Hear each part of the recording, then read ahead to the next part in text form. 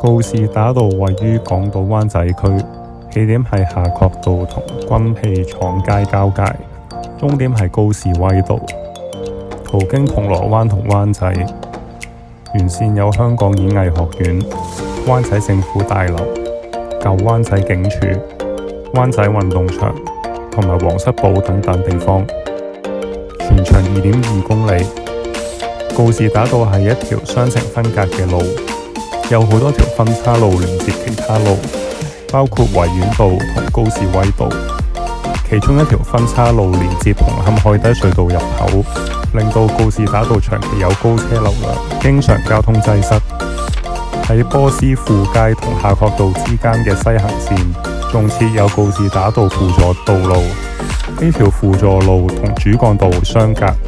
唔受主幹道嘅車流影響。唔計呢條輔助路，告士打道最闊嘅位，每個方向都有4條行車線，可以話係港島最繁忙嘅大道之一。告士打道源於1920年代，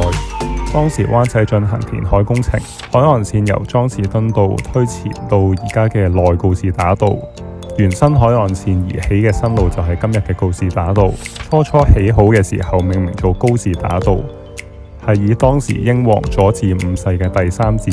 告羅士打公爵亨利王子命名。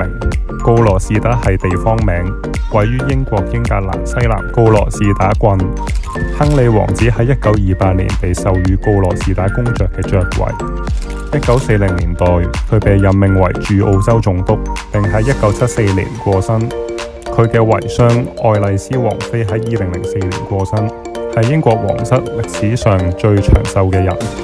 告士打道喺1929年通車之後，新嘅建築喺附近陸續落成，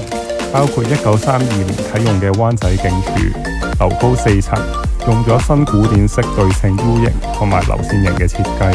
舊灣仔警署到而家都仲存在，被評為香港嘅2級歷史建築。仲有1933年開幕嘅六國飯店，樓高7層，當年係港島嘅最高建築物，亦都係灣仔第一棟有 lift 嘅樓。六國飯店喺80年代已經拆除咗，之後重建，而家叫做六國酒店。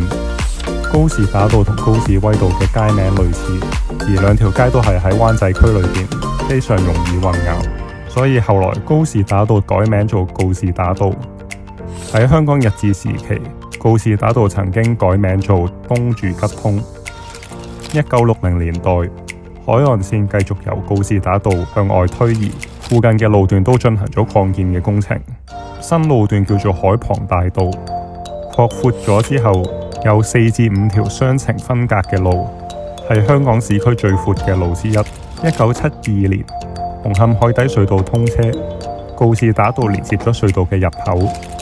同年亦都將告士打道運河填平，跟住繼續擴建告士打道，即係而家嘅告士打道天橋嘅位置，接駁高士威道。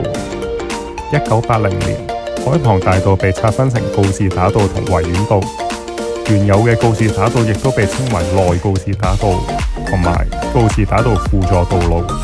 並同新擴建嘅路段統一咁樣命名做告士打道。1989年，東區海底隧道通車，為咗配合增加嘅車流量，再擴闊咗近馬師道天橋嘅告士打道東行最外嘅行車線，增加咗去北角同東區海底隧道嘅行車線，去改善交通擠塞嘅問題。2019年，中環灣仔繞道通車，幫助告士打道分流，並取代咗告士打道成為4號幹線嘅一部分，令到港島東西行更加暢順。